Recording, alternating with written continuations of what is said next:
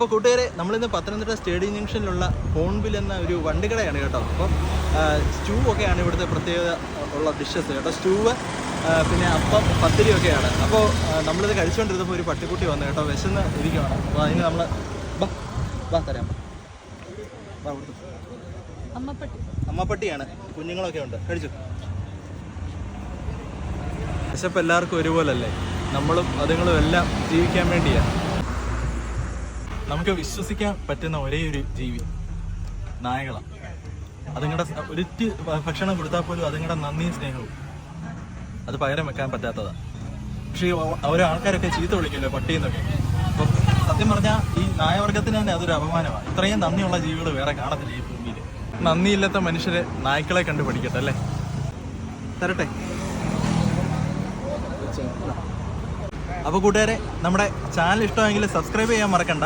പുതിയ വീഡിയോയുമായി നമുക്ക് കാണാം.